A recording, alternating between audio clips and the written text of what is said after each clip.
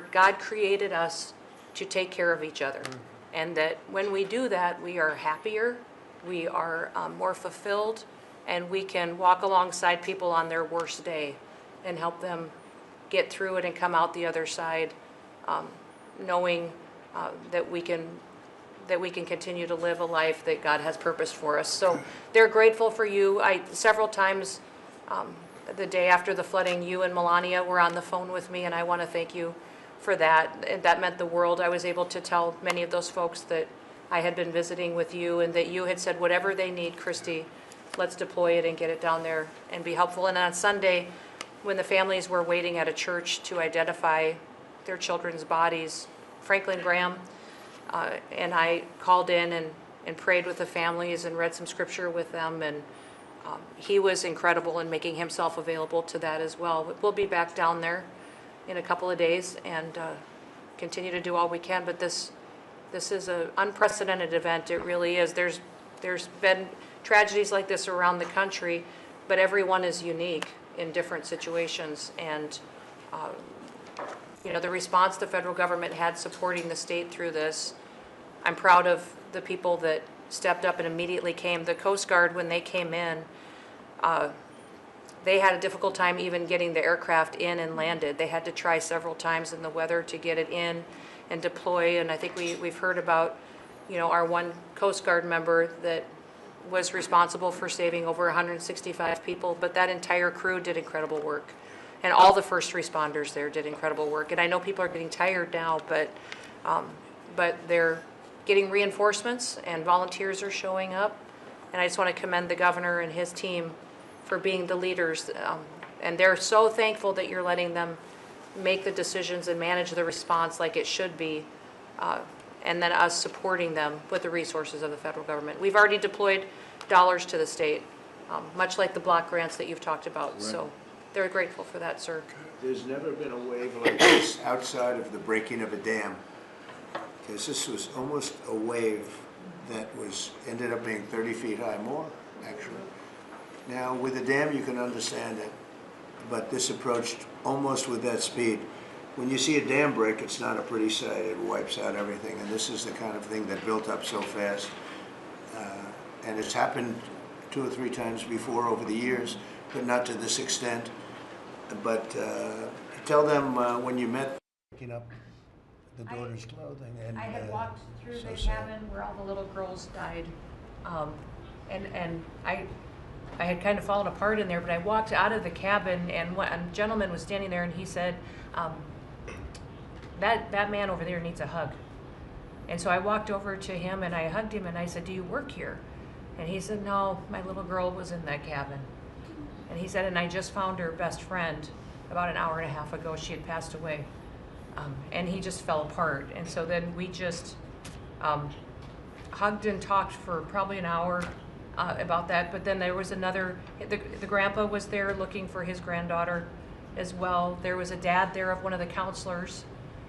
The counselor was alive, but she was dealing with the fact that she had hung on to some of these girls and was trying to keep them out of the floodwaters and had gotten hit by something and had lost 2 of the girls and wasn't able to hang on to them and was going to live the rest of her life thinking about that moment when she wasn't able to hang on to these girls. But these parents were picking up their kids' belongings out of the mud and throughout the camp and putting them in bags. And then one of the dads said, I knew 50 of these girls here.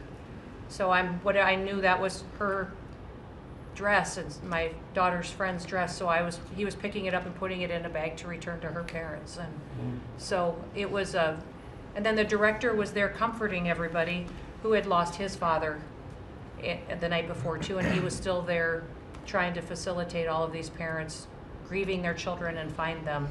So the strength of people is incredible. One of the things that I asked there that day was that they all have escorts or counselors when parents come in.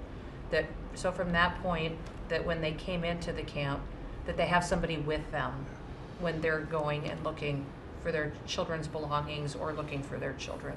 And so very emotional, but also just so tragic.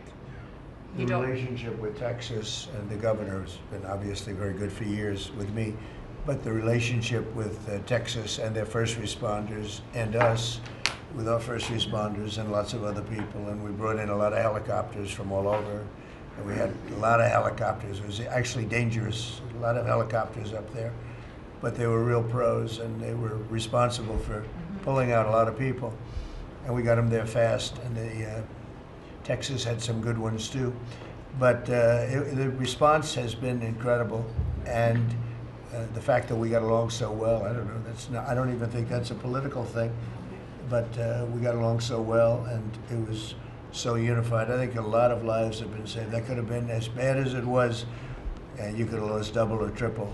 This thing was just really horrible. Well, I'll be going down on Friday with First Lady. She will be taking a trip, and we don't want to get in anyone's way because that's what happens. The president goes and everyone's around focused on. I don't want anyone to focus on us, but it's possible they could have somebody saved still. There's a lot of areas. It's a big area, and probably unlikely at this point, but there could be. I mean, they're thinking there could be the possibility, but what a tragic situation.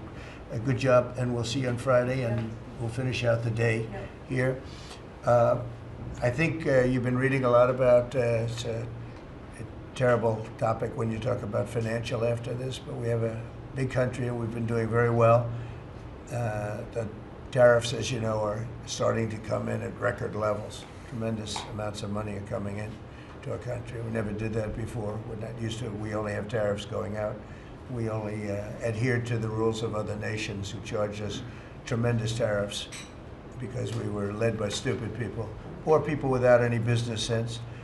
And I'd like to ask God, you could maybe talk a little bit about how well we're doing with regard to the money coming in. And the big money will start coming in on August 1st. I think it was made clear today by the letters that were sent out yesterday and today. Go ahead, please.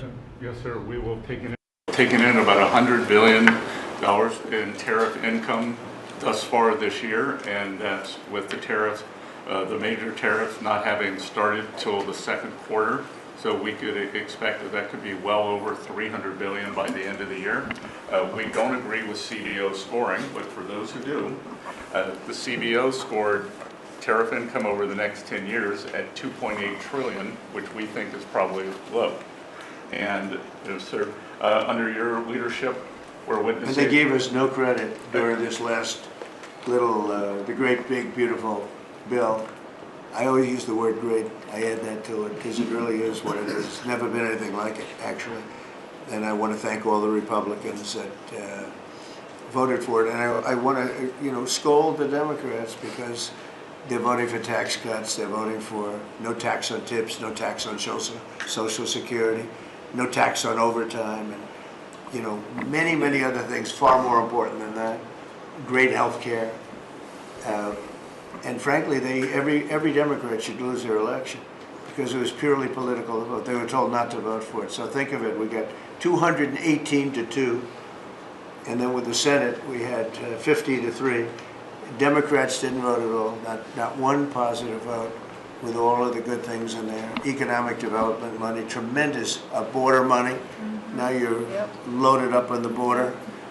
And we need so much of it because we had zero come in last month, so I'm not sure how much of it we want to spend. You may think about that. You may actually think about saving a lot of money because the wall's been largely built and it obviously worked, but you may want to think about that. But so I think it's incredible when I watch the Democrats, and they have standard lines like they had Russia, Russia, Russia. They had the laptop from hell. It all came from Russia. They make things up and they go with it, and they feed it to you people in many cases. And they said, here's a line. And I hear the new line is death. Oh, it's death. Everyone's going to die.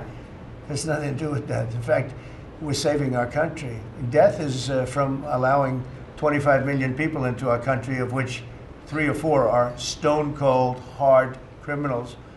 11,888 are murderers, many of them committing more than one murder. That's death, and the Democrats did that. Joe Biden did that by allowing people to come in here just totally unchecked, unvetted, open borders, open borders. The whole world was dumped into our country, from prisons, from gangs, from mental institutions. We have many people walking the streets, walking in areas that we don't know anything about, that came out of insane asylums. They released their insane asylum, the insane asylum population into our country, and it's amazing the job that you and Tom Homan are doing, by the way, on that. But we have to get them out, and we have no choice. We have to get them out, and we are getting them out. And so, Pete, you want to tell them about our great military and how well we did with respect to the bombers and the B-2? We had the pilots here 2 days ago, and they were incredible people. Go ahead. Yes, sir. Truly a historic mission. It demonstrated the skill and courage of the United States military. From those B-2 pilots and families that we had a chance to meet, sir, to the fighter pilots, to the refuelers, to the maintainers, to the air defenders who defended the base. What was demonstrated on the world stage was American military might and capability. And it wasn't just Fordo and Esfahan and Natanz that took notice in Iran. It was the rest of the world. That we have a decisive commander-in-chief willing to use these capabilities, which are the best in the world. As the president pointed out, no one else could have done what America did there on that night, and everyone took notice of that. With the one big beautiful bill, sir, we've got $150 billion additional to invest in Golden Dome and all the other weapon systems and stockpiles and shipbuilding priorities of yours. Another month, another historic recruiting bump. It's not just the Army and the Marine Corps anymore, it's the Navy, the Air Force, and the Space Force, all historically ahead of where they've ever been. So historic spirit inside the military. We had a chance to be at NATO, Marco and I, and see how the world responds to us saying it's time for you to shoulder the burden and take the lead for your continent. It only happens with President Trump leading, and we're proud to be a part of what's going on at the border, sir, with now a fourth national defense area where we're helping get to that number 0 and securing the border. But that mission, Operation Midnight Hammer, re-established deterrence. It reversed what happened in Afghanistan. You saw the debacle of what Biden allowed to happen in Afghanistan and what that did to our image. President Trump said, with Operation Midnight Hammer, we're reestablishing American leadership and deterrence, and we're proud to be a part of it, sir. And our so-called enemies were watching. They watched every minute of it. They watched. There was very few people that weren't watching, actually, but they watched every minute. It was a perfect military performance, the likes of which we haven't seen in a long time.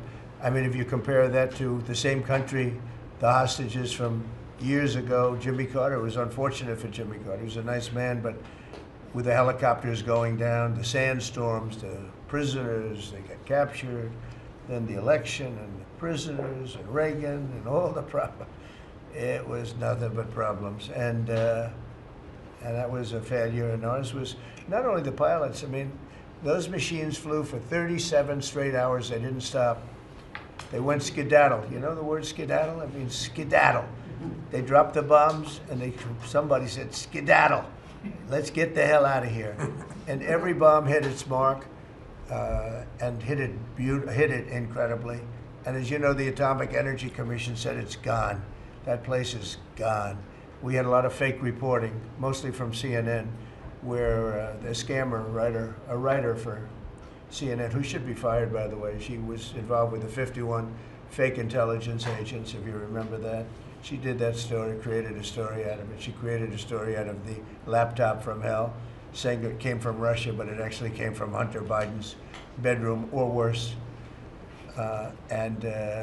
Just a scammer, and she's still at CNN, which is pretty amazing. But we'll ask you a question about her.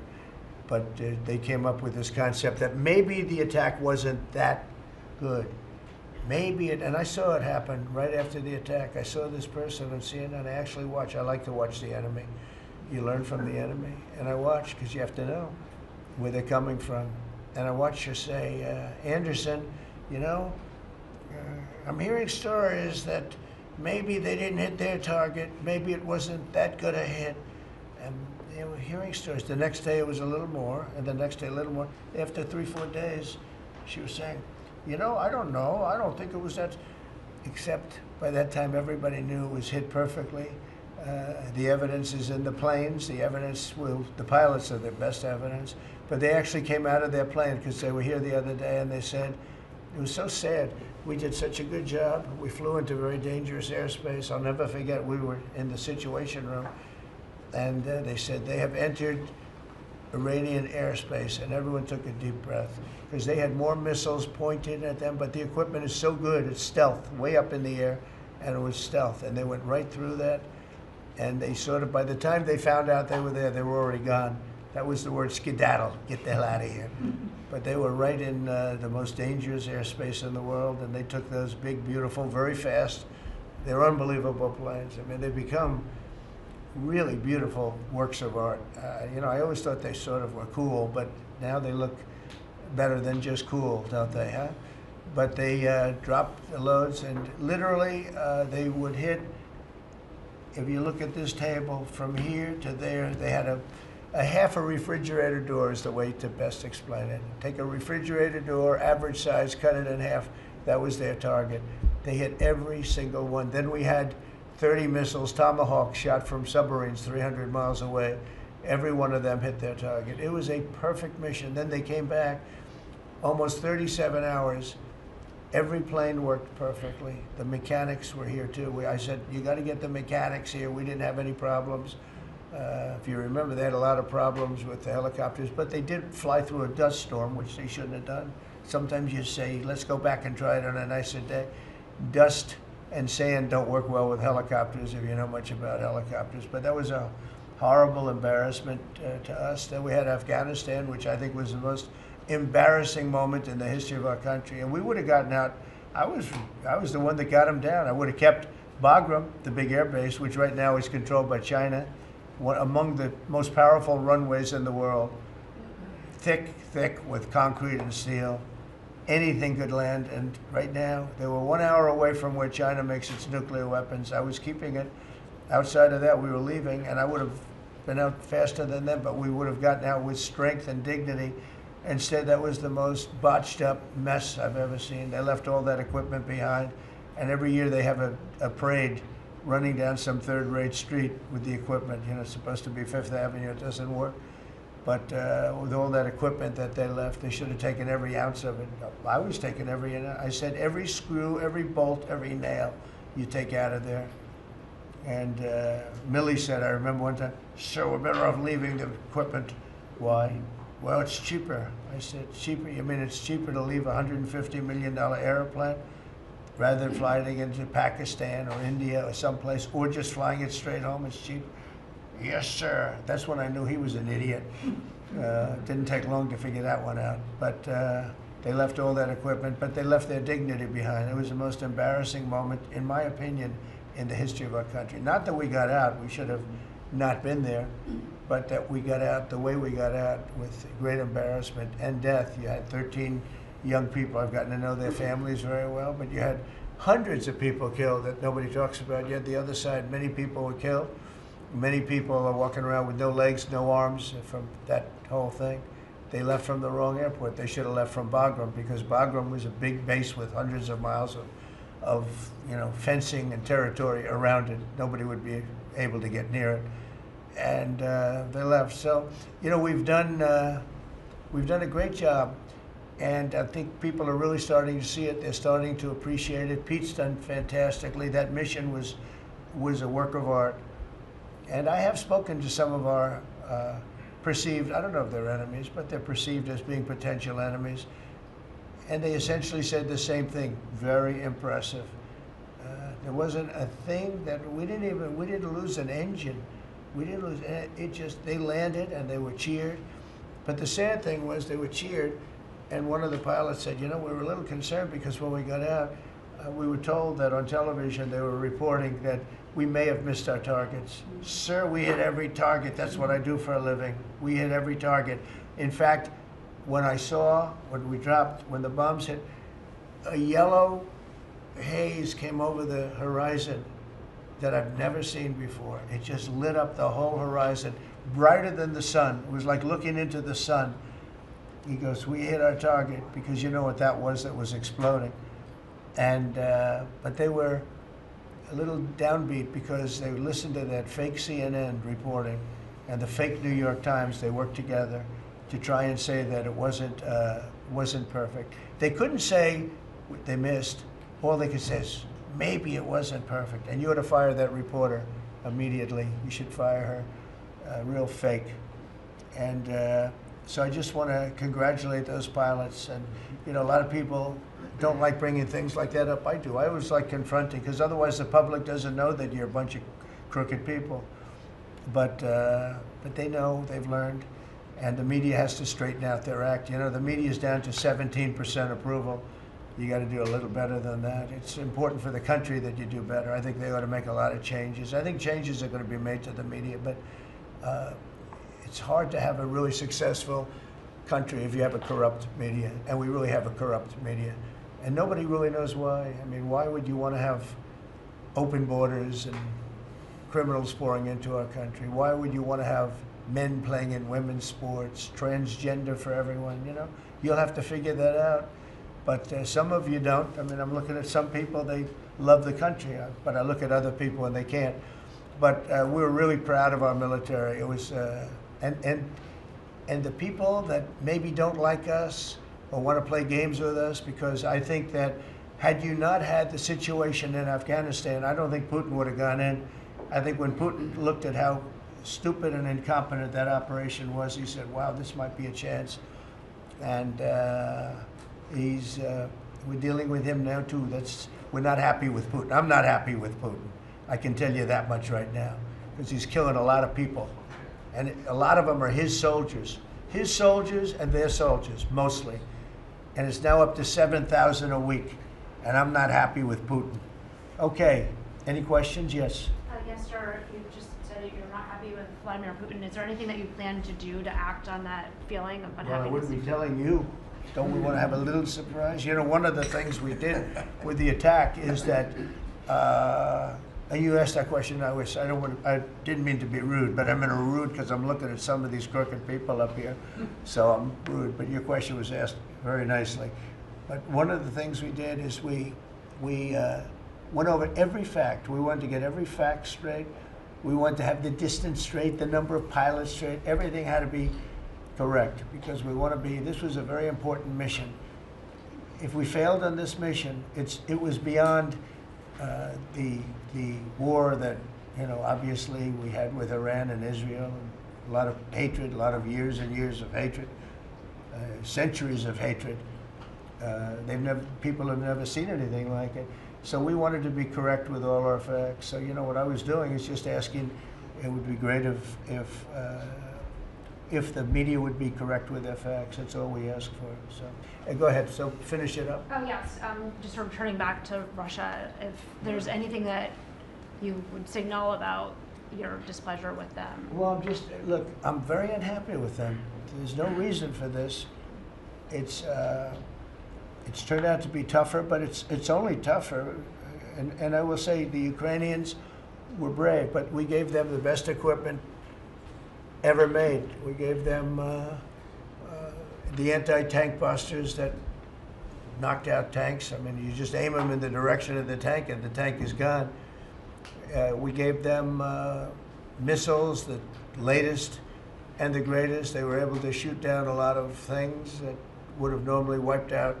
You know, probably would have been a very quick war. It would have been a war that lasted 3-4 days, but they had the benefit of unbelievable equipment. And Europe gave them too. We gave them far more because Biden shouldn't have done that. He should have equalized. We should have given them the same, or we should have given actually less than Europe. It affects Europe much more than us, but we're in there for over $300 billion.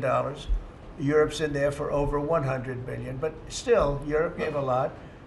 And I will say this, the Ukrainians, whether you think it's unfair that we gave all that money or not, they were very brave because somebody had to operate that stuff. And a lot of people I know wouldn't be operating it. They wouldn't have the courage to do it. So they fought very bravely. But we gave them the best equipment in the world. We make the best military equipment by far. There's nobody close. You look at other equipment from other countries, it's not even close. That's why everybody wants to buy our equipment. And that's why we're going to step up these contractors now that make it, and they're brilliant, but they make it too slowly.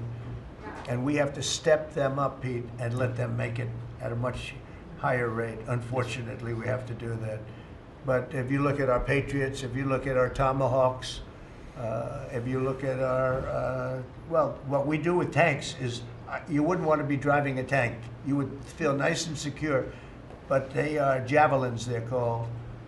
And I gave them the javelins. Remember they said Trump gave the javelins and Obama gave them sheets, right? They called Obama at that time. Barack Hussein Obama, if you haven't heard, did a terrible job. But that was a war that should have never happened, and a lot of people are dying, and it should end. And I don't know, we get a lot of bullshit thrown at us by Putin, for you want to know the truth.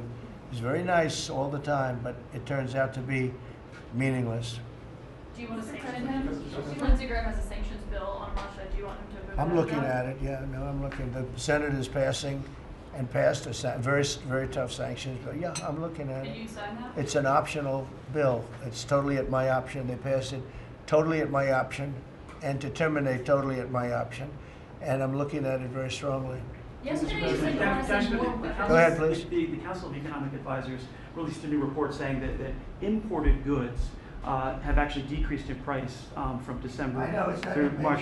Well, my question is, With the tariffs. Well, the Fed chairman keeps saying that tariffs are going to cause price increases. Are we the prices just not Chairman passed of the through? Fed? Yes, exactly. Well, Are the prices, you do a better job than him. Are the prices just not passed through yet? No, I think what's happening is everything's evening out. You know, when we charge, see, what people don't understand, the other countries have been charged, almost every country charges us tariffs. We had deficits with everybody for years, for decades. And we were like this big monolith that made bad deals with everybody. We rebuilt South Korea and we stayed there. It's okay, we rebuilt it and we stayed there. And they pay us very little for the military. I got them to pay billions of dollars, and Biden then canceled it when he came in. I said to South Korea, as an example, we give you free military, essentially, very little. And I think you should pay us $10 billion a year. And they went crazy. But they agreed to 3. So I got 3 with a phone call. And I was satisfied. I said, but next year we have to talk. And then we had a rigged election, and we never got to talk. And you know what Biden did? They probably went to him and they said, listen, Trump treated us terribly and we shouldn't be paying anything, and he cut it down to nothing. So that's what happens. It's ridiculous. That's the other thing. We're talking to countries about contributing to the military, not only just paying more in NATO, but contributing. We have 45,000 soldiers in South Korea. We have 45,000 soldiers in Germany, 52,000 actually. And that's a huge economic development for them. That's tremendous amount. That's like having a city. It's tremendous money for them, and it's a tremendous loss for us. So we're talking, in a very nice way, we're talking to them about it. It's very unfair. We supply the militaries to many very successful countries. I mean, South Korea is making a lot of money, and they're very good. They're very good, but, they should be paying for their own military. President Trump, can I ask you a question about Jerome Powell as well, and then a question to the Attorney General? Jerome Powell, and then I have a question for the Attorney General. Jerome Powell, who you've been pressuring to lower interest rates, he's facing accusations of lying to Congress, which is a potential crime about the opulent. He should resign immediately. We should get somebody in there that's going to lower interest rates. Do you want congressional Why don't Republicans you to call look for into his resignation? Do you want congressional Republicans to investigate and It's pursue okay and with punish? me. I think he's terrible. I think, look, we're paying, I call him Too Late. T-O-O, Too Late, like Too Tall Jones for the Dallas Cowboys, right? Too late. He's always late. But he wasn't late with Biden before the election. He was cutting him like crazy. It didn't help too much, did it? But he was cutting him like crazy before the election with Kamala and Biden. He was trying to get them in, I guess. I don't know. He was recommended by somebody that worked for me.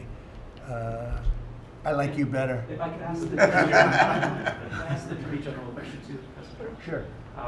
Your memo and release yesterday on Jeffrey Epstein, it left some lingering mysteries. One of the biggest ones is whether he ever worked for an American or foreign intelligence agency. The former Labor Secretary, who was Miami U.S. Attorney Alex Acosta, he allegedly said that he did work for an intelligence agency. So could you resolve whether or not he did? And also, could you say why there was a minute missing from the jailhouse tape on the night of the stabbing? Yeah, sure. If I Hey, Pam, could, could I just interrupt for Sure. 1 second? Are you still talking about Jeffrey Epstein? This guy's been talked about for years. You're asking, we have Texas, we have this, we have all of the things. And are people still talking about this guy, this creep? That is unbelievable. Do you want to waste the time and do you feel like answering? I don't mind answering. I mean, I can't believe you're asking a question on Epstein at a time like this where we're having some of the greatest success and also tragedy with what happened in Texas. It just seems like a desecration, but you go ahead. Sure. First, to back up on that, in February, I did an interview on Fox, and it's been getting a lot of attention because I said, I was asked a question about the client list, and my response was, it's sitting on my desk to be reviewed, meaning the file along with the JFK, MLK files as well. That's what I meant by that. Also, to the tens of thousands of video, they turned out to be child porn downloaded by that disgusting Jeffrey Epstein. Child porn is what they were. Never going to be released, never going to see the light of day. To him being an agent, I have no knowledge about that. We can get back to you on that. And the minute missing from the video, we released the video showing definitively the video was not conclusive, but the evidence prior to it was showing he committed suicide. And what was on that, there was a minute that was off the counter. And what we learned from Bureau of Prisons was every night, they redo that video. It's old, from like 1999. So every night the video is reset, and every night should have the same minute missing. So we're looking for that video to release that as well, showing that a minute is missing every night. And that's it on Epstein. Mr. President, on the tariffs again, on August 1st, you've said is the deadline. What incentives do countries have to negotiate? It seems that deadline keeps moving. It was April 2nd, now it's... We didn't move, no. It's always been August 1st, that's when we're paying. A statement was put out today, and I put it out just to make it clear. It wasn't a change, it was August 1st. We don't change very much, every time we put out a statement, they say he made a change. I didn't make a change. A clarification, maybe. No, August 1st they pay. And everybody pays, everybody has to pay, and the incentive is that they have the right to deal in the United States. If they don't want to, they don't have to pay, and they don't have to deal here. But if they want to buy and make a lot of money and sell in the United States, they have to do that. If you go back and look at some of the good presidents, our country was the wealthiest, proportionately the wealthiest, from 1870 to 1913. It was an all-tariff country. We didn't have income tax. That came in in 1913. We had tariffs. And we had so much money we didn't know what to do with it. We had, we had a couple of presidents that were very, very strong. McKinley, I guess, more than anybody, but he was the tariff king, but he was very, very strong. It's sort of sad. He made a fortune for this country, became very rich, and then Teddy Roosevelt went out and vice president, and he spent the money. And they said Roosevelt was a great president. And let's say he was a great president, but the money was paid by McKinley with tariffs. Tariffs are charged by other countries at levels that are ridiculous. And I call those other countries to say, and every one of them is willing to give us everything now, by the way, just so you know. Sir, we'll charge you no tariffs, nothing. We'll give you everything. We'll give you access to our markets. We'll give you everything. Is that a correct statement, Scott? Yes, sir. Howard, would you say that's a correct statement? Exactly correct. It's like they just don't, because they're very spoiled, because for years they ripped us off and we didn't have a president that understood it, or Secretary of Treasury or Secretary of a lot of different secretaries are involved, but certainly Commerce Secretary was, not doing their job. I don't know about Kelly, she's small business. We'll keep it that way, okay? Her small business is bigger than almost all big businesses when you add it all up. But no, they are very respectful of our country. But the incentive is that they have the right to do business with us. Without that, they don't have the right to do business. And that would be okay, too. And will there be a flurry of deals? Will we hear, in the next 24 hours, will we hear a flurry of deals? Yeah, we have a lot of them going out. But the deals are mostly my deal to them. we're picking a number that's low. We don't want to hurt them, and fair. We're picking a number that's lower than, in most cases, lower than what they charged us. But it's amazing when you've paid all this money for years and they get one president that's a little bit different and a little tougher on this subject, and they're willing to drop everything they've been charging us for years and years. I mean, we have countries going, we will have you don't have to pay any tariff to come in and do business. They're giving us total access to their countries. They gave us no access to the country. They say, well, you cannot go into our country. Okay, good. Now it's, we will give you total access and you don't have to pay any tariffs. But please don't charge us tariffs. And we don't like that deal. So the letters I send out are, we have made some deals. We can make a lot more deals. It's just too time consuming. It just makes it more complicated. And we can do things over the years too. You know, we're not hard line. But it's about time the United States of America started collecting money from countries that were ripping us off and laughing behind our back at how stupid we were. Okay? Thank you. Mr.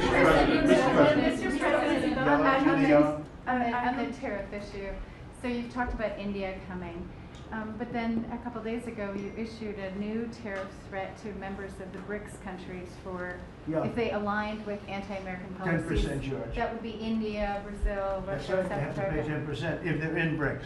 Because Right. BRICS was set up to hurt us. BRICS was set up to degenerate our dollar and take our dollar as the standard, take it off as the standard. And that's okay if they want to play that game, but I can play that game too. So anybody that's in BRICS is getting a 10% charge. Is that immediate, sir, or Yeah, is that pretty if soon. they engage in some behavior? Well, if they're a member of BRICS, they're going to have to pay 10% tariff just for that one thing. And they won't be a member long. I thought BRICS was, you know, I said this about a year ago, and it largely broke up. But, you know, there are a couple that hang around, but I thought it largely broke up. BRICS is not, in my opinion, not a serious threat. But what they're trying to do is destroy the dollar so that another country can take over and be the standard. And we're not going to lose the standard at any time. If you have a smart president, you will never lose the standard. If you have a stupid president, like the last one, you would lose the standard. You wouldn't have the dollar as you. And if we lost the world standard dollar, that would be like losing a war, a major world war. We would not be the same country any longer. We're not going to let that happen. The dollar, you ever hear the expression, dollar is king?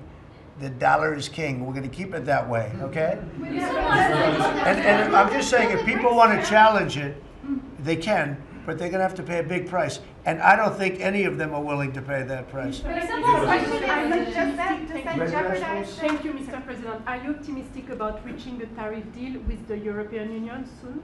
Well, the European Union has been speaking to us, Ursula and the whole group, and they've been very nice. They treated us very badly until recently. Now they're treating us very nicely. It's like a different world, actually. They've treated us very badly. They were among the toughest to deal with. Actually, in many respects, they were much worse than China. Look at what they do to our companies. They sue Apple, they sue Google. 17 billion they got from Apple on a lawsuit that they didn't have a case. They have, you know, judges that are European Union judges, and they ruled. They take so much money away from our country in terms of that, in terms of other things that they do. They're very tough, but now they're being very nice to us, and we'll see what happens. We're probably 2 days off from sending them a letter. We are talking to them. I just want you to know, a letter means a deal. You know, a lot of people say, we got 200 countries. We can't meet with 200 countries. We have a few trusted people that know what they're doing, that are doing a good job, but you can't do it. You have to do it in a more general way, but it's a very good way. It's a better way. It's a more powerful way. And we sent them a letter. You read the letter. I think it was well crafted. And mostly it's just a little number in there. You'll pay 25%, 35%. We have some at 60, 70. Those are ones with massive, you know, where we have massive trade deficits because they've treated us very badly. But I would say in every case, I'm treating them better than they treated us over the years. Don't you agree with that? I do. I could have done much. I could have been much harsher. I don't want to do that. We want to have relationships, but in every case, they treated us far worse than I'm treating them. I'm treating them very good. I could go higher with the tariffs, but I don't want to hurt them. That's why when you just read it, you come up with the number. It's so incredible that prices are actually going down. Just so you know, when I got in, everyone said, oh, eggs are going through the roof. That was I was in for about 4 days, and they started screaming at me about eggs. They said, that's Biden's problem. I didn't know about eggs. But eggs went up about 5 times. You did a fantastic job. And we ended up shortly getting, in fact, for Easter, they said, go out and buy plastic eggs. You can't use real eggs. Well, we bought 200,000 eggs for the White House for the Easter egg hunt that we have at the White House, and there were eggs. We had the price down, and now the price is lower than it was before. We did a good job with eggs, but we did a good job with groceries. Our prices are down in this country. A big part of it's oil. The oil, you had a couple of places last week, you had $1.99 for oil, for gasoline. Nobody thought they'd see that. I want to get it lower if I can, but we've done a good job. You've done a very good job. Do you want to say a couple of words about that, you and Chris, about what's happening with energy? Well, absolutely, but I would say on the pricing side, President Trump, the fact that you've endorsed and supported a policy of energy dominance, that sends a signal to the market that we're going to have more supply. You talked during the campaign about inflation being a country buster. You've broken the back of inflation in 6 months, among all the other things you've accomplished. We have no inflation. And we've got, and then heading into the 4th of July, these were the lowest gas prices at the pump in 4 years. And again, for Americans, this is like hundreds of billions of dollars that stay in their pockets because we lowered the price of gas at the pump. But when we lower the price of energy, it lowers the price of food. It lowers the price of the clothes you wear. It's the biggest thing. It's the biggest thing. It's like a big tax cut. When you get energy down, every 50 cents is like a massive tax cut, and we've gotten it down much below that. You know, we had great energy, great low prices, everything else. When the election turned over, I'm trying to be nice about it. It turned over, shockingly, but nevertheless it happened. Energy started going up, and it went up really bad, and then he went back to the Trump policy. The problem was they didn't know how to do that, and he lost it. He lost that sucker. That big sucker was out of control, and his energy prices went way up, and that's what caused it. But it was also stupid spending. They spent money like, they used to use the term drunken sailors, but I won't use that term. Although it is very descriptive, I won't use that term. I refuse to use it. But they spent money at levels that nobody had ever seen before, and trillions and trillions of dollars wasted on the Green New Scam. Greatest scam in the history of our country, other than maybe Russia, that might have been. But the Green New Scam was the single greatest scam in the history of our country, and continues to be, but it's weakened badly. It's hobbling along because people are they're finally getting it. But they spent trillions of dollars on the Green New Scam, getting nothing for it. Devised by a couple of young people that weren't even good college students, you know? Not even good students. Check out their marks. Yeah? This was about jobs. Can I ask you about the latest jobs report? No, not for CNN. Not for CNN. Go ahead. In the last jobs report, Mr. President, in the last jobs report, the manufacturing jobs actually lost 7,000 jobs. When will the investments that you've been talking about have an effect Well, on they're manufacturing? building the plants now. About 7 have started. We're going to have hundreds started within a short period of time. Lee Zeldin, who may be the most important man in this room, I'm sorry, but he's the one that gets the permits, whereas he's the one that has to get the permits for the plants and the factories, and permits that used to take 5 years, he's getting in record-setting times. AI, we're leading China a lot in AI, and if we go with this, you know, I'm allowing the plants to build their own electric. I'm allowing them to become an electric utility, so they can produce their own electricity, because we need double to be successful with AI, which is the biggest thing now. We need double the electricity that we have, which is hard to believe. We need even more than that. And they're building plants with their own electricity substations. They don't have to use the grid. And anything they build extra, they're putting into the grid. So we're supplying the grid with brand new electric sources. And you know, it's funny, when they came to see me, they never even asked for that. I told them about it, The reason they didn't, they thought that was an impossibility. You're not allowed to build your own electric.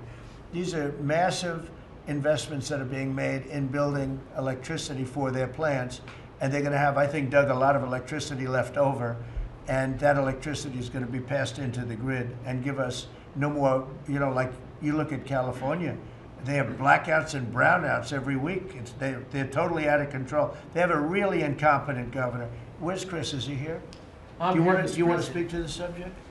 Yeah, I think a huge thing in the One Big Beautiful Bill, Mr. President, because of your leadership, is the ending of these subsidies, as you call them, the Green New Scam. That saves our country $500 billion over the next 10 years. But American taxpayers were paying twice. They were paying that money, $500 billion in the subsidies, and they were paying more expensive electricity price. If you subsidize something, you should at least lower the cost of it. But in this case, we were subsidizing something and paying more for it. So the One Big Beautiful Bill had two huge things: ending wasteful spending. Wind, solar, and batteries combined are 3% of U.S. total primary energy. 3% for $1 trillion, another $500 billion coming. That's just not a good investment, hurting our businesses, hurting our consumers. And the One Big Beautiful Bill also unshackled oil, gas, and coal development in the United States, onshore and offshore. Secretary Burgum has been working tirelessly on how, by getting the government out of the way, private businesses will develop more resources in the United States, lowering costs for American consumers and making much better leverage for the United States to help our allies abroad and reduce the power of our adversaries abroad. So just a huge win in the energy front all around, and I thank you for your leadership. We're setting records now on energy, and there'll be nothing compared to what they'll be in about a year from now, but we're setting records. And wind is a very expensive form of energy. It's very bad for your beautiful surroundings, the plains and the valleys, and the birds are dying all over the place. The whole thing is a disaster. They're almost exclusively made in China. Not that I have anything against China, because I don't have a great relationship with President Xi, but I asked him, how many wind farms do you have? He makes them, but they don't have a lot of wind farms, I'll tell you, very, very few.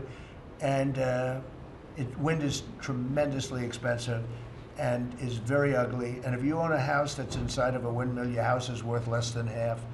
And you hear noises. And interestingly, in New England, you probably read, where for 50 years they had 2 wells washed up, 50 years. And last summer, they had 14 washed up. Now, I'm not saying that's the wind farm that was built, but maybe it is, right?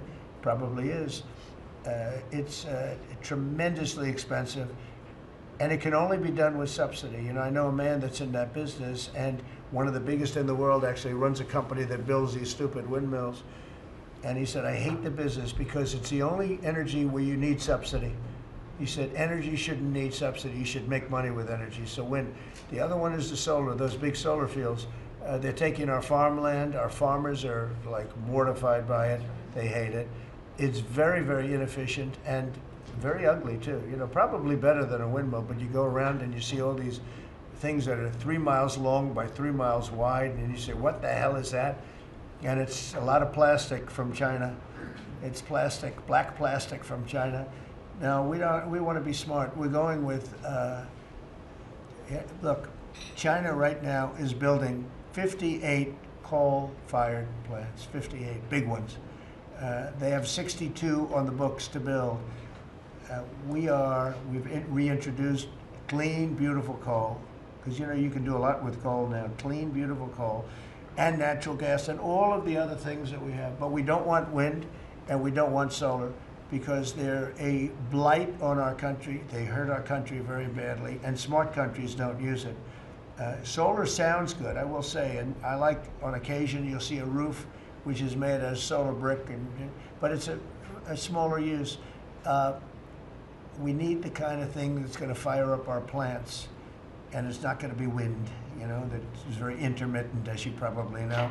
But they've spent a fortune. They've spent trillions of dollars on this stuff.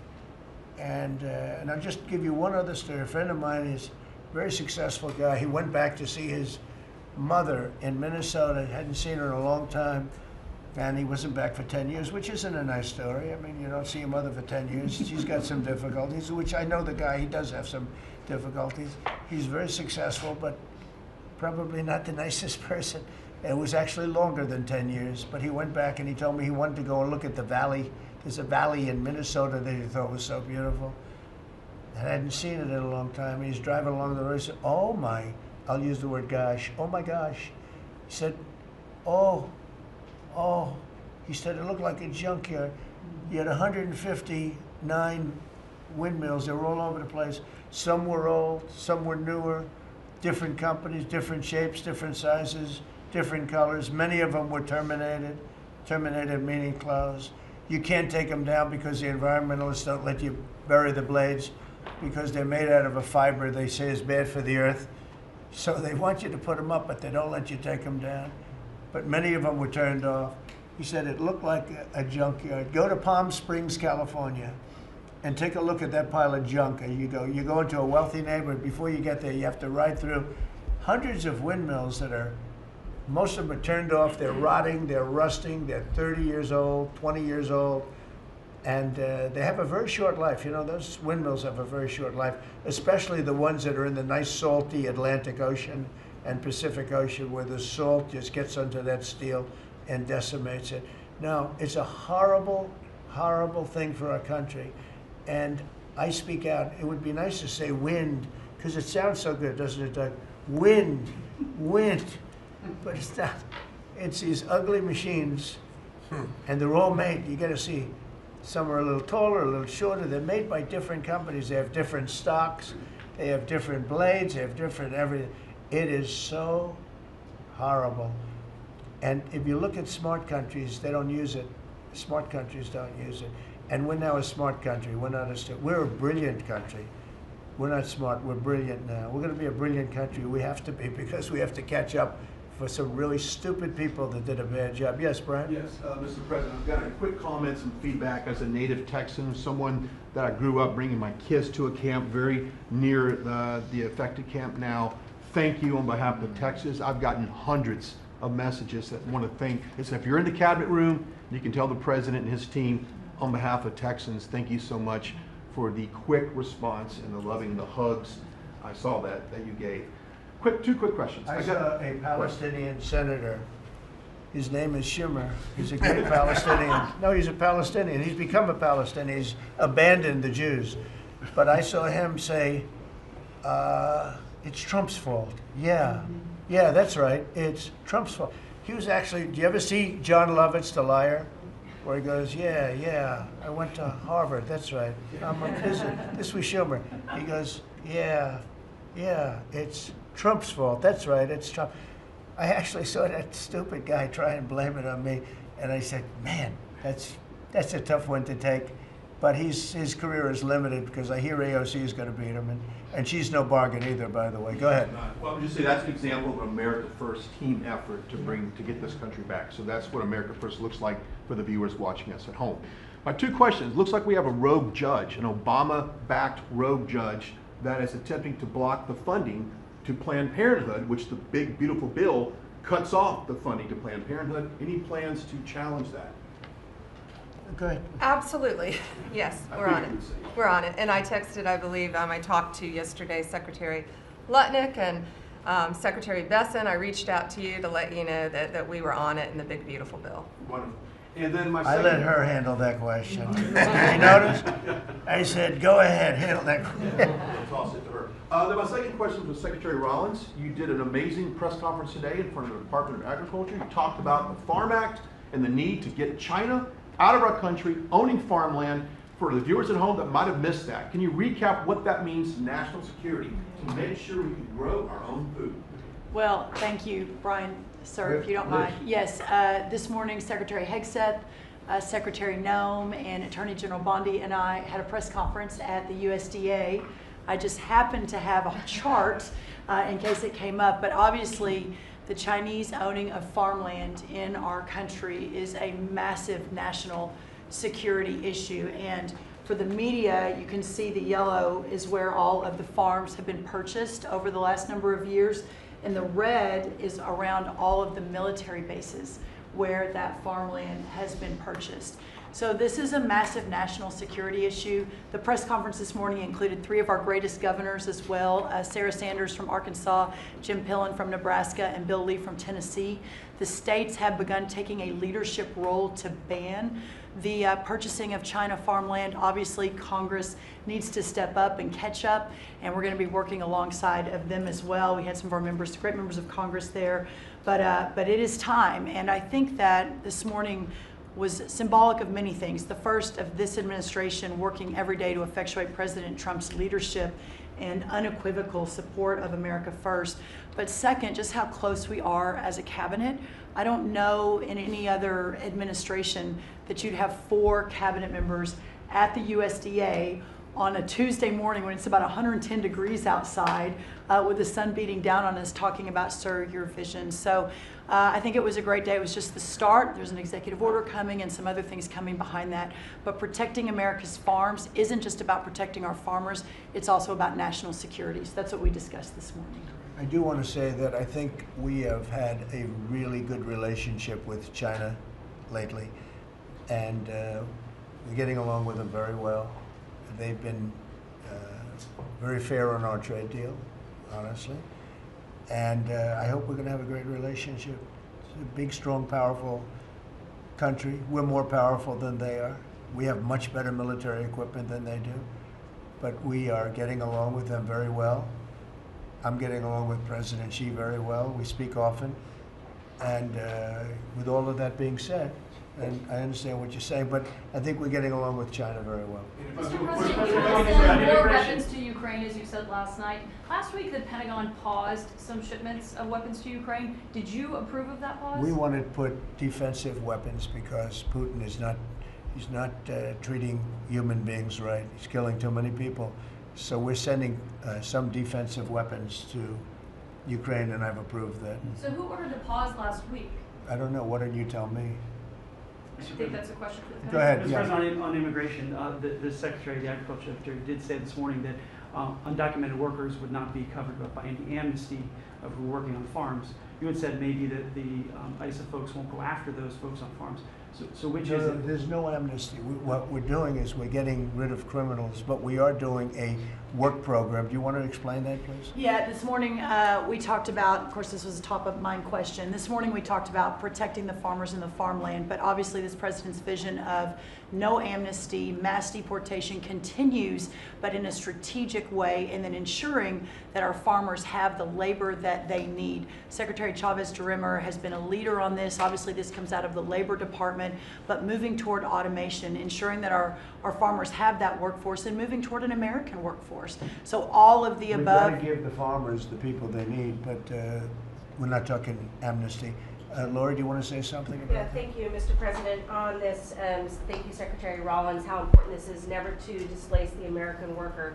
What the Department of Labor is doing is focusing on what the law entails now, being more modernized, more streamlining, to work through the H programs. We're going to have a concierge approach to that, where we have developed a new office to answer the need of our farmers and ranchers and producers, and not to displace the American worker, and follow within the law now, and that does not include an amnesty program at all. And we've seen that working, and we'll continue to have that roll out. On the other topics that we've somewhat talked about, the jobs numbers, Mr. President, 4 months in a row we've seen those jobs numbers increase. That's an exciting time for our manufacturers. That was asked earlier.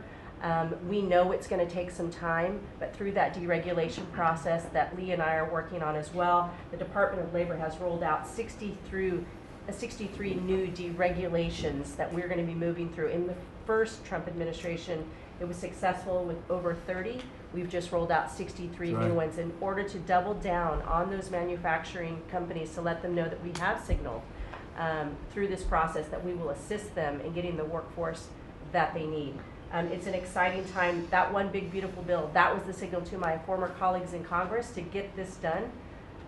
It's been an important time. I spent time on the ground visiting 7 states in 9 days prior to that bill being passed, because it was the most pro-worker piece of legislation that we will ever see really in this country right now. No tax on tips, no tax on overtime, no tax on Social Security. That matters to the American worker, because we don't want to take their money and give it back. We want them to keep more of their hard-earned dollars in their pockets currently, and that's what they're excited about. And as I move forward with these tariff talks, I heard a company, orthopedic company in Indiana, say to me, for the first time since you have taken office, Mr. President, their increase in their bottom line by 8% since these tariff talks have happened. Not one company has said the president is not doing a good job. These tariff talks are working. They're feeling it on the ground. The media has told a false story because what's happening on the ground is positive, and that's what we're seeing in these jobs numbers. So I really, through the Department of Labor, to come in behind all the secretaries and build this workforce is going to be key to the American worker. So thank you for what everybody did this last week.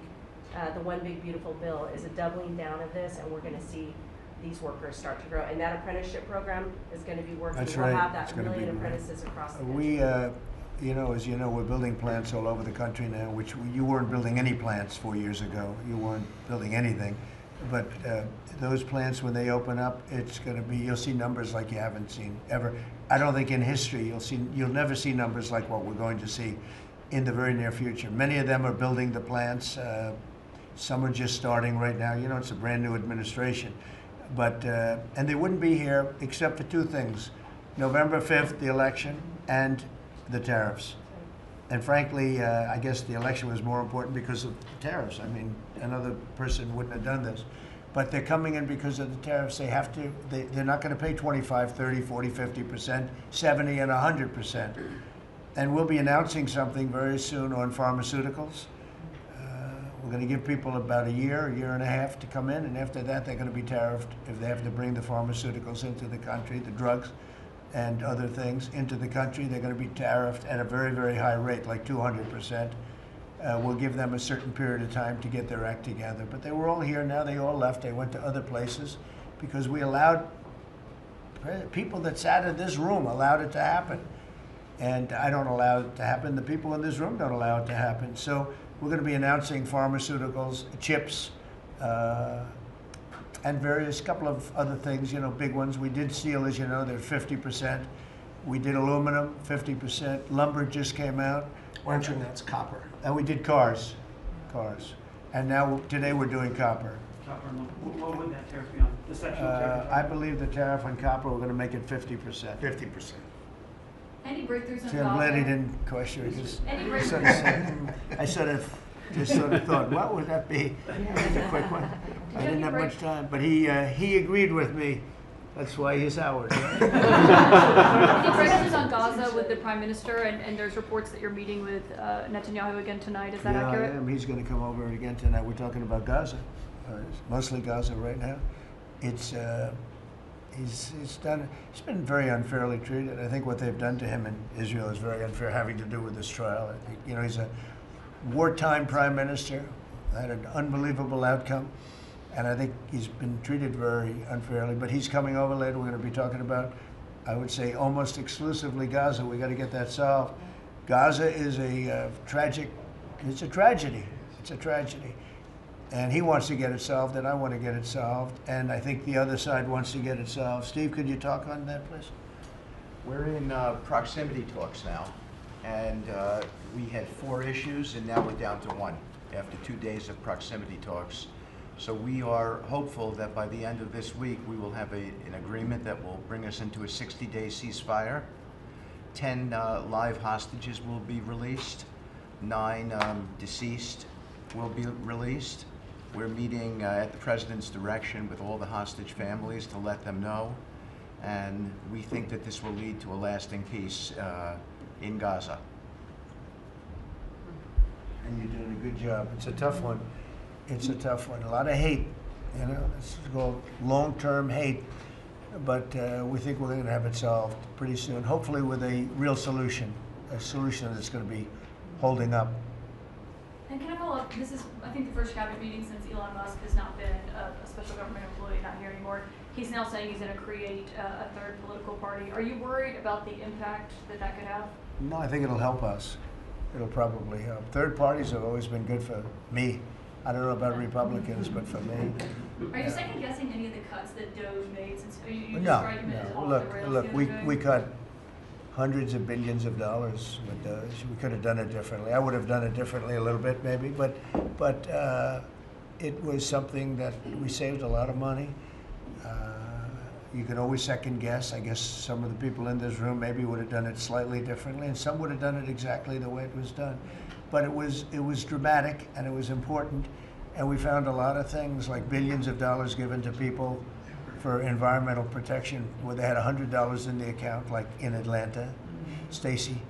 And then you had another one with 20 billion here, and 20 billion here, and 2 billion here, and 15 billion. And Lee, you might want to mention just a couple of those things. We really got because of DOGE.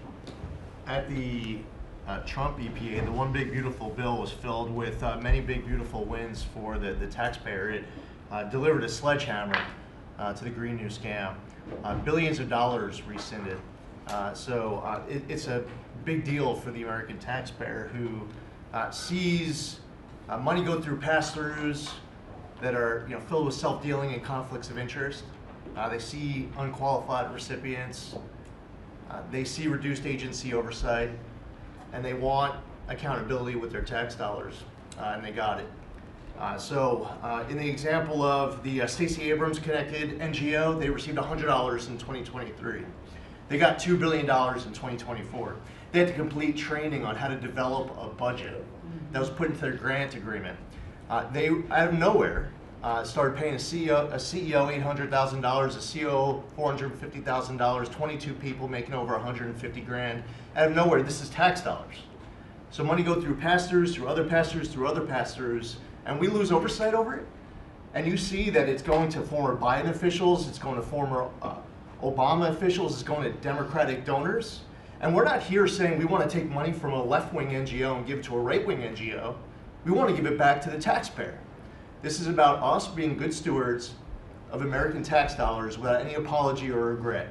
That's why President Trump was elected last November, because there are a whole lot of people who maybe they hadn't voted Republican in a long time.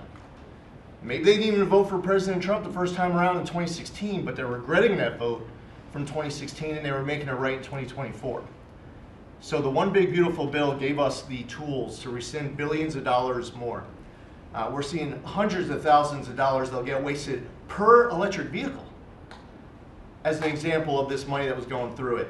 They gave $50 million to a group called Climate Justice Alliance. They say that climate justice runs through a free Palestine. The Biden EPA gave $50 million to a group that says that climate justice runs through a free Palestine. We say that if you're going to spend $1 in the name of remediating an environmental issue, then spend $1 on remediating an environmental issue. We say that we can protect the environment and grow the economy. We want to help grow more baseload power in this country. So why is it that it took this long for this team to get assembled, to be able to fix the mess that we inherited? But gosh, we love showing up at our jobs every single day, first thing in the morning, because all day long we get things done for the American taxpayer. And Congress did its part last week by passing one big beautiful bill to deliver this accountability and to cut off the Green New scam. So maybe it's a bad day for Stacey Abrams.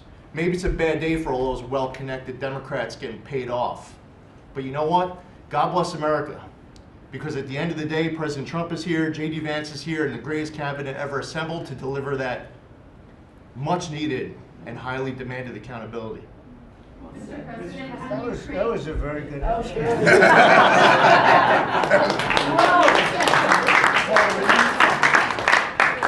And that's from the heart. That's from the heart. On Ukraine, the Ukrainians have asked the International Court to go after Russia for using toxic chemicals in the fight. Germany and the Netherlands have intelligence saying that. What does U.S. intelligence believe, and what do you believe about the use of chemical weapons? And would you agree that that's a case for the court? Well, I'd ask John maybe to discuss it if you'd like, John. Well, Mr. President, obviously chemical weapons, if it's documented and its use, it's illegal. It's against all international laws of armed conflict and treaties. And obviously I can't share in this room with this audience the intelligence that I can share with you privately, but obviously you're not going to stand or allow for any violations of international law by anyone. That's right. Thank you. Could I ask Sean to Department of Transportation, Sean Duffy, former great congressman, very popular, decided to go out and make a couple of bucks. He made a lot. Then he got bored with that though. He likes serving people better, the people. And could I ask you to just discuss a very important subject to me, and that's the modernization of our equipment at airports so that planes aren't crashing into each other and bad things don't happen. It should have been done many years ago. We were going to do it, and then the election precluded that, unfortunately, but we're doing it now. Could you tell them where we are? Yeah, if I could start with Newark. You guys all covered what happened in Newark. We had outages for a couple of 30-second outages a couple months ago. We have, in 2 months, Mr. President, it's historic speed, laid new fiber lines for communication and tested those in the next month. So those new lines for the Philly Tracon that controls the Newark airspace, they're up and running, lightning fast speed. June was the most on-time June ever in the history of Newark for air travel. So that's going incredibly well. By the way, we shouldn't have dealt with this because Joe Biden and Pete Buttigieg had moved the center from New York to Philadelphia. They didn't test the lines. They didn't do the work, which is what brought us all these problems. But in the big beautiful bill, we got $12.5 billion. This is a historic investment in air traffic control. And so what the money is going to allow us to do is move from copper to fiber all over the country. So new copper lines. We think we can do that in 1.5 to 2 years. We have radar that dates back to the 1950s, some of it from the 60s and 70s. We get brand new radar across the country as well. We have some infrastructure money to build TRACONs and centers, the en route centers that control the traffic across the country. So this is a massive new start to rebuild air traffic control. And again, this is dilapidated.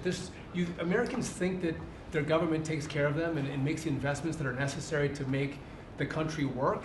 And for 30, 40 years, the investments weren't made. And so under your leadership and direction, we are making those investments. And per your direction, right now we are interviewing what we could call a general contractor or an integrator. One company to manage. It's a massive project. The FAA is not qualified to manage this kind of a project. So we are now going through the process of finding who that one company will be to manage the whole project. We'll interview those companies together and make that selection.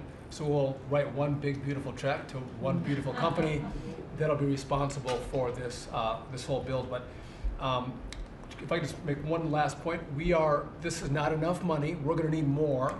But this is a massive new start. The biggest investment. We'll need some more money on top of it, but a great start from the big beautiful. It's a starter. It was very important to us, and just to cover that, there have been accidents, and my pilots, I would often hear them say, "Oh, good," and they would use a different system, a different country to land in New York.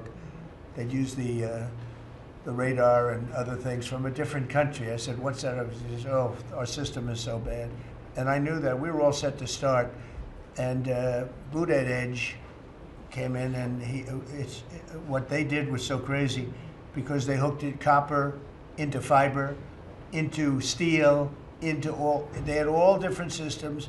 They had hundreds and hundreds of contractors, different contractors for different airports. They spent billions of dollars, and they made the system worse because you can't hook copper into fiber. That doesn't work that way. You just can't do it.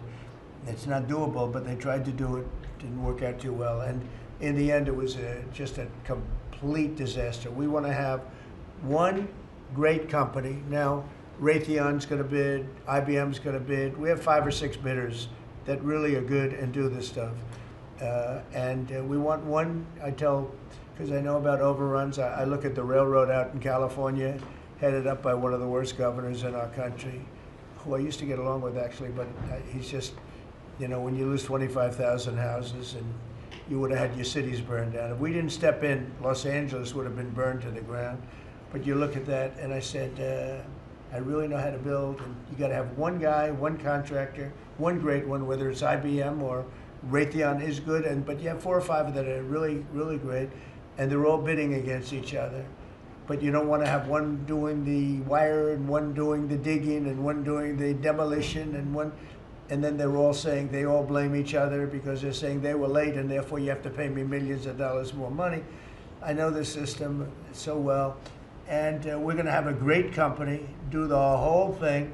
We're going to get a fantastic price. Maybe we'll get them, they're very big and very strong, and maybe we'll get them to make a contribution toward it, toward getting it done at the right price. But we're going to have a great system. When we finish, we will have the best system on earth, done by one of the 2 or 3 best companies. There are only a few companies can do this. This is not. But if you would have seen what this other group did, they were going crazy. They had, I heard 3,000 contractors. And then when it all came together, guess what? It didn't work. It's a disaster. So we're going to have in a pretty short period of time, it's going to take us about 2 years to build it. And we'll have a contract given out probably over the next couple of months. We have some great bidders, some great companies that want to do the job. You're going to have great air traffic control. Can I just make one last point on this? So the last administration signed a contract with an American company to fix the copper to fiber, and that contract was a 15-year contract. The system is failing today, but that's how idiotic and incompetent the last administration was. And under your leadership, we're saying, listen, we don't have time. We don't have 15 years. We don't have 5 years. We have to do it right now. And so the president always talks about on time and on budget. We have embraced that. We are going to be on time and on budget. And by the way, you mentioned a train out in California.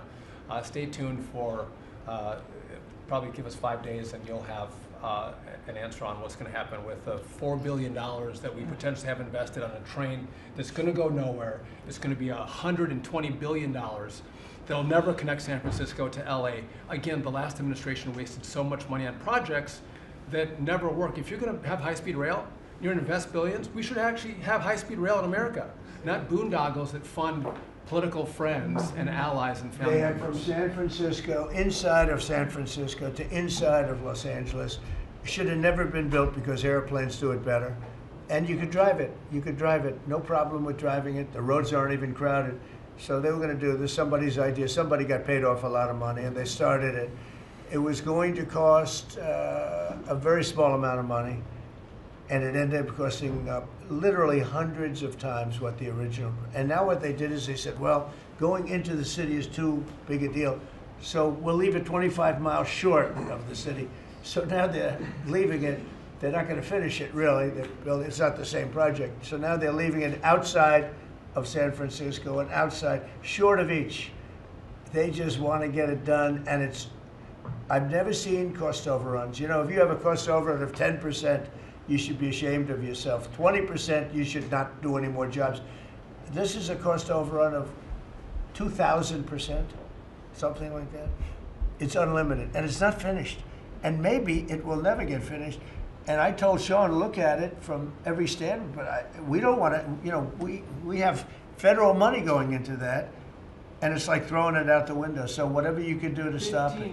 $15 billion and not one track has been laid. $15 billion and we're 16 years into the project, not one track. Mr. President, on New York, you're the most prominent Republican in the country from the city. What do you want to... Anywhere else? Well, I don't want to be a wise guy. Perhaps I can. Maybe Marco. But how do you want Republican voters in the city to vote in the upcoming mayoral election? Should they vote for Eric Adams? Should they vote for Sliwa? Should they pick someone else? Look, number one, you have a communist running, and you shouldn't vote for him. He's a disaster. He's leading. He's got the Democrat nomination because that shows you where the Democrats have gone. He actually wants to take over the grocery stores of John Catsimatidis, who's a great guy, a rich guy, grocer, does a good job, wants to take over. He actually called me the other day. He's concerned his stores are going to be taken from him, and they won't be run like John runs them, believe me. He runs a good operation, but he actually said he wants to run his own grocery stores.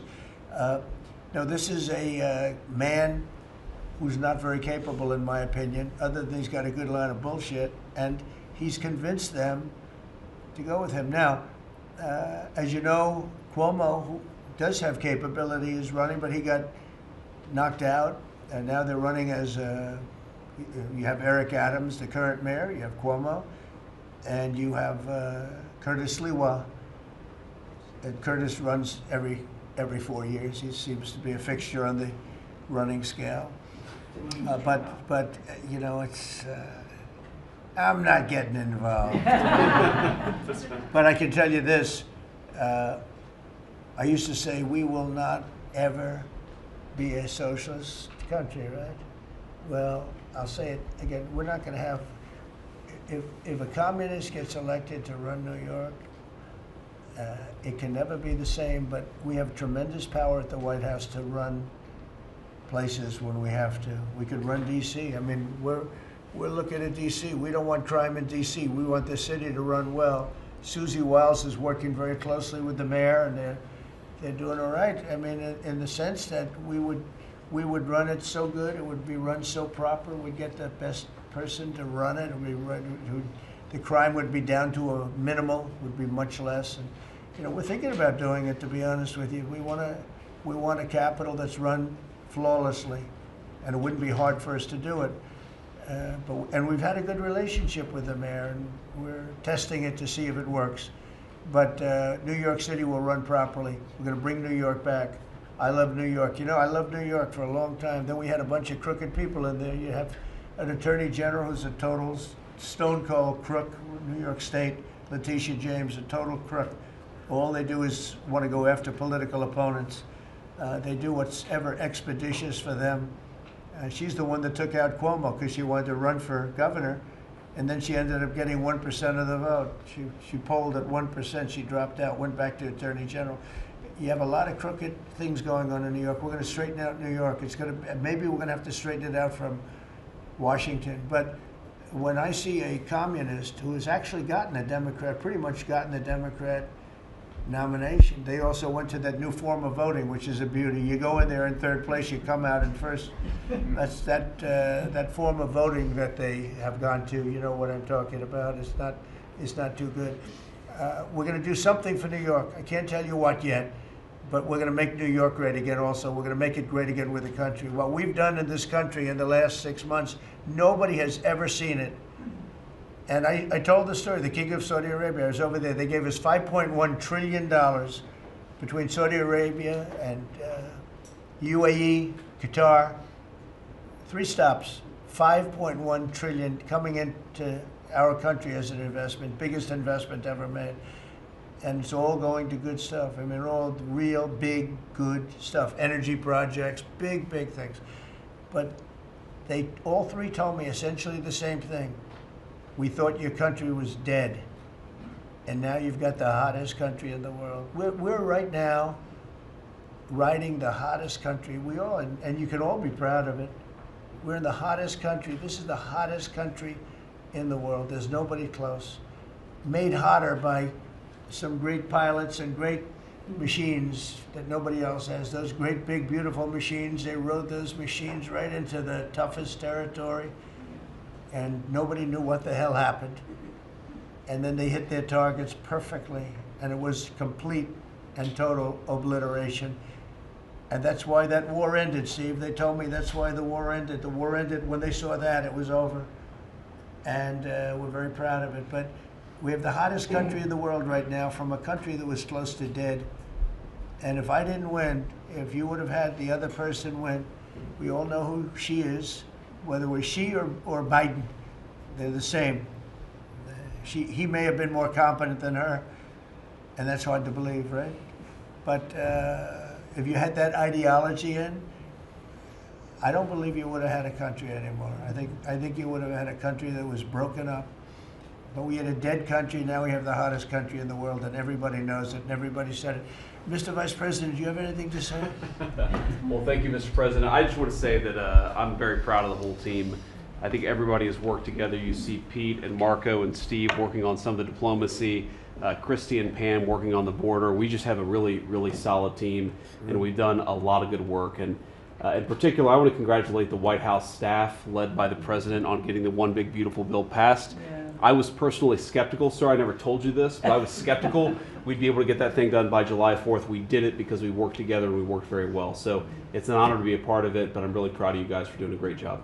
The beautiful thing about it, it had something for everyone. That's right. Most people said it had to be broken into 7 bills. It's so big. The problem was that some of those 7 have nothing for anyone, but they had to be done for the country. You know, sometimes you have to do things for the country that aren't necessarily popular. We had a couple of them, and that wouldn't have worked. So the one big beautiful bill, many people said it could never be approved. Too big, too everything. Is too much. But it had something very big and very important for everyone, and it's great for the country. And remember, the Democrats have come up with a false narrative, you know, just whatever. It's just a line that they send to everybody and that they print. I think in the case of this, it's death, death. Everyone's going to die. I heard that. Everyone's going to do just the opposite. Everyone's going to live. What we're doing is saving our country and making it much bigger, better, and stronger than it ever was. I'd like to ask, Marco's been doing such a great job. Do you have anything to say? Well, it's just going through a list here, Mr. President, and I think the Vice President's pointed out to the great team you have, and all these achievements that have happened domestically. But you think about it, under your leadership, we prevented and ended a war between India and Pakistan. NATO's now at 5% for the first time ever, the highest numbers ever. A peace deal between the Democratic Republic of Congo and Rwanda. A 12-day war that ended with an American operation that we're the only country in the world that could have done. Hopefully, pretty soon, a peace deal between Azerbaijan and Armenia. The entire Middle East and the infrastructure of it has the potential now to change because of Syria and Lebanon, and it hasn't even been 6 months. Sure. It hasn't even been 6 months, so it's a great testament to your leadership in this team. Well, thank you very much, and you've done a fantastic job. Could I just ask Linda, she's involved in so much, she's so talented and so good, and she's working on a couple of little things like Harvard, who was given $5.5 billion over a short period of time. We caught him on that one, it's crazy, but you're working on so much, you want to bring education back to the States. How are you doing?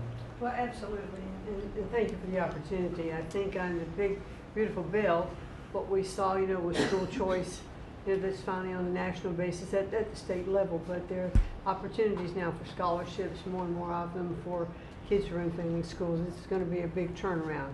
I think one of the biggest accomplishments we had over the past week was University of Pennsylvania with the Title IX ruling that Leah Thomas was stripped of her title. Riley Gaines and Paula Scanlon and other women who have stood, you know, so strong against men and women's sports. And when you put out the, you know, the executive order, I mean, that just solidified it and gave them the opportunity. So those are a couple of really, really big wins, and thank you for that opportunity. And how are you doing with Columbia and Harvard? We're negotiating hard. I think we're getting close to having that happen. It's not wrapped up as fast as I wanted to, but we're getting there. Okay, good. And you've done a fantastic job. Thank you very much. It's been a good team. Yep. You have a great team. Around this table, a lot of people would help with that. That's right. Thank you very much. Maybe just in closing, you know, we spent a lot of time, effort, very little money on this room. This is called the Cabinet Room. It's been here for a long time. And it had some pictures that were not many of them and not very good ones. And I actually spent time in the vaults. The vaults are where we have a lot of great pictures and artwork.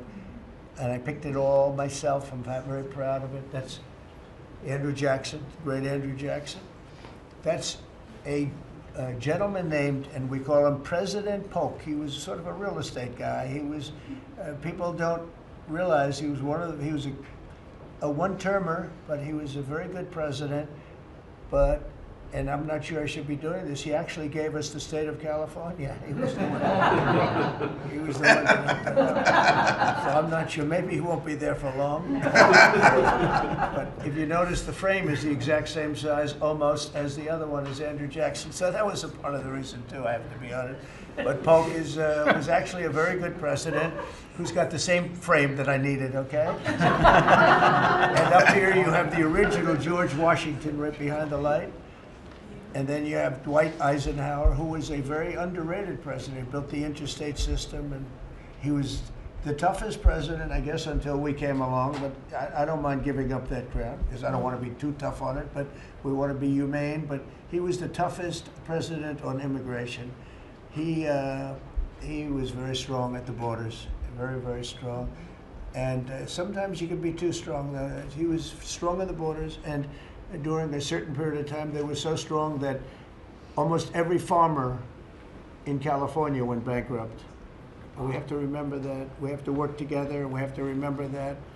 But he was a very good president, and a very good general, and a very good president, and I thought he deserved the, but he was, you know, he was a four-termer.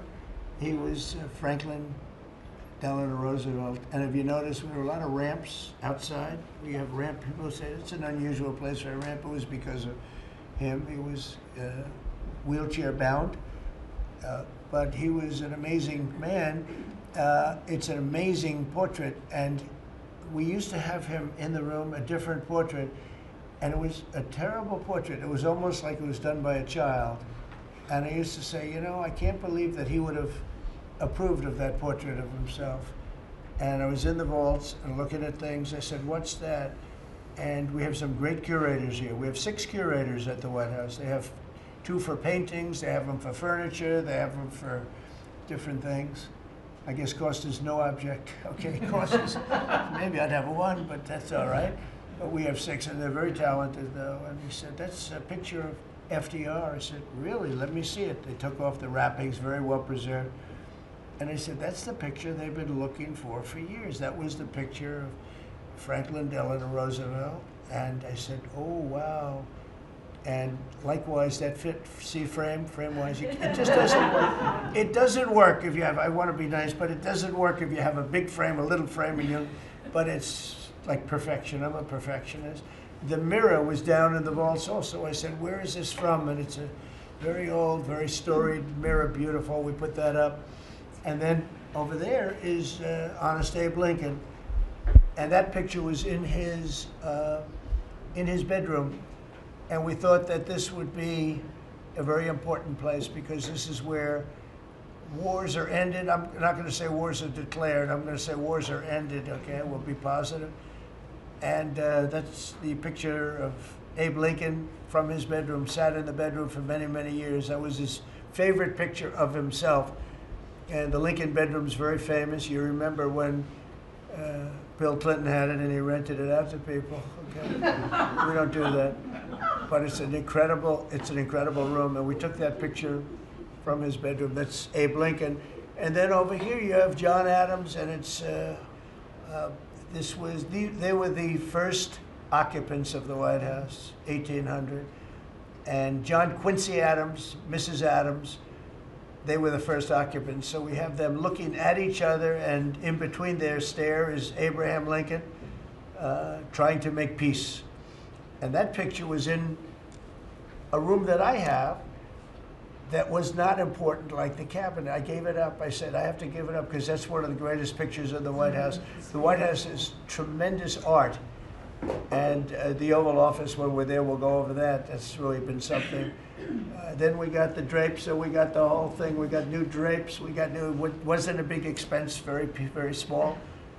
And we took some of the Chinaware and silverware and trophyware, they call it, from the vaults, and we had it cleaned up. Hadn't been shined up in 100 years. Some of this has sat in the vaults for over 100 years. Amazing. Over 100 years. Many of the pictures that were put up in the Oval Office as an example, those two as an example. So he was president. They moved in 1800, and he won the election, I believe, in November of 1800, John Quincy Adams. And we thought that would be, he was considered to be a good president, and he was the first occupant of the White House, so it sort of made sense. And I love the frame of those pictures. Look at those frames, you know? I'm a frame person. Sometimes I like frames more than I like the pictures. And we have the flags of the Marines, and Space Force now has its own flag. I'm very proud of Space Force, but the Army, Navy, Air Force, Marines, Space Force, the whole thing. And Coast Guard is right there. We never forget the Coast Guard. They do a great job. So we have the flags throughout the office. And it's really become quite a beautiful place. I don't want to tell this, Marco pointed it out. I was going to leave the clock. So as president, you have the power. If I go into the State Department or Department of Commerce or Treasury, if I see anything that I like, I'm allowed to take it. Do you believe this? So I'm in Marco's up. I see this gorgeous clock, grandfather clock, and there it is. I said, Marco. He didn't know about it. I had to read him the rule and regulation. I said, Marco, I love this clock. Look at it. It's beautiful. He said, what clock? I said, the clock that's in the other room is incredible, and nobody gets to see it there. Marco, I tried to talk him into it first, and it sort of worked, and then I had to use a little more. I said, I'd love to take that clock out and put it in the cabinet room. He said, no, are you serious? I said, Marco, I have the right to do it, Marco. And he said, all right, what the hell? So that's his contribution to the cabinet room. But it's, by the way, it's an incredible clock. And, you know, it's an important room. So you may see it again. Maybe we'll move it back sometime. Anyway, so that's pretty much it. But it really is great. Here we put on, you know, these lamps have been very important, actually. Whether people love them or not, but if you see pictures like Pearl Harbor and Tora Tora Tora, you see movies about the White House where wars are being discussed, oftentimes they'll show those lamps or something like those lamps, something that looks like them, probably not the reals, because I don't think they were allowed to. This is a very important room. This is a sacred room, and I don't think they made movies from here. You never know what they do. But they were missing medallions. See the medallions on top? They had a chain going into the ceiling, and I said, you can't do that, you have to have a medallion. They said, what's a medallion? I said, I'll show you. And we got some beautiful medallions, and you see them, they were put up there. It makes the lamps look better. So we did these changes, and you know, when you think of it, the cost was almost nothing. We also painted the room a nice color, beige color. And it's been really something. The only question is, will I gold leaf the corners? You could maybe tell me my cabinet could take a vote. You see the top line moldings, and the only question is, do you gold leaf it? Because you can't paint it. If you paint it, it won't look good because they've never found a paint that looks like gold. You see that in the Oval Office. They've tried for years and years. Somebody could become very wealthy, but they've never found a paint that looks like gold. So painting it is easy, but it won't look right. And the question is whether or not we should gold leaf it. Linda, do you have an opinion? I gold leaf it. You like it the way? No, I gold leaf it. You'd gold leaf it? Yeah. Who would gold leaf it? Could I raise you? How about, would you gold leaf it? I was going to ask about McKinley. One of their favorite presidents. Well, McKinley was a great president who never got credit. In fact, they changed the name of Mount McKinley, and I changed it back because he should have been, the people of Ohio he was the governor of Ohio. The people of Ohio were very happy when I did that, I heard. They were very insulted. They took the name of Mount McKinley off. That was done by Obama a little while ago, and I had to change it back. I changed it back. He actually was a great president. He was a president, he was the tariff, the most, I guess, since me. I think I'm going to outdo him, but he was a tariff president. He believed that other countries should pay for the privilege of coming into our country and taking our jobs and taking our treasure. That's the way he explained it. They took our jobs and they took our treasure, and for that they should pay. And he made them pay, and he built a tremendous fortune. In fact, in 1887, they had the Great Tariff Committee was set up in 1887 because our country had so much money, we didn't know what to do with it. And they set up a committee of, as they called them, elites, a term that we have to change because I think a lot of the people that are elites aren't elite. I think the people that aren't elite are elite, so we're going to have to maybe switch that around somehow. But they had a committee that was set up to spend the money because it was such a large amount of money at that time. It was nobody had seen anything like it, and it all came in from tariffs, and people didn't pay tax. There was no income tax system. I told you that came back in 1913.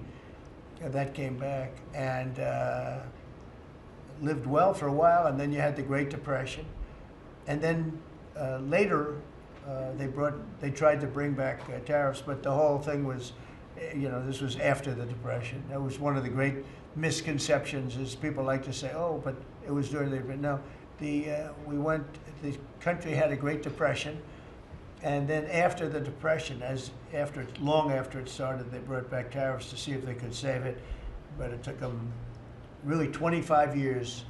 When you say about 25 years to get out of the Great Depression, a lot of people don't understand that. But I thought it would be interesting for you to get a little view of this room. This is a very important room, very powerful room, great room. And we've done similar, but even beyond this, in the Oval Office. We brought back pictures of some of the great presidents. Many of them were in the vaults for over 100 years. Originals all, beautiful, beautiful things. And rather than sitting in a vault downstairs for 128 years, I thought we should display that, and we did that, I think, in a really good way. We've gotten very high marks. But it's interesting. People walk into that room and they look around the room. They don't even want to talk to me. They could look at it for hours. It's funny when people come into the Oval Office. It's such an incredible. It's a sacred place. When people come into the Oval from the biggest people in the world, presidents, prime ministers, kings, queens, one case at least, queens, and the biggest business people in the world. They walk into that office and they always say there's no place like this in the whole world in terms of the power.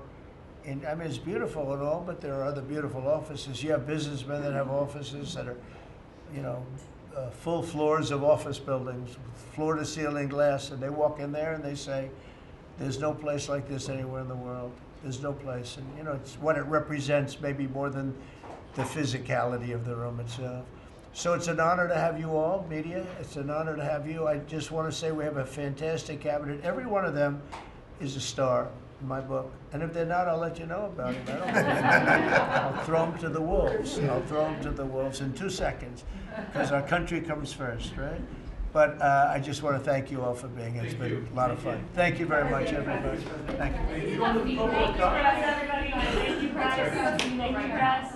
Thank you, press. Stay press. I'll tell you some other time. Thank you. Are you going to the Gold Cup? Are you going to deliver the trophy? Yeah, I will. You bringing the trophy with you? Are we talking about next week or in a year? Yeah, Sunday. I'm going to go. You're going to bring the trophy I'll be with going you? to the game. Are you Yeah. delivering the trophy? I'm going to deliver it. They have it in my office. Yes, I know. You're right. You're giving it up? She's special, sir. Oh, she's special. You got those.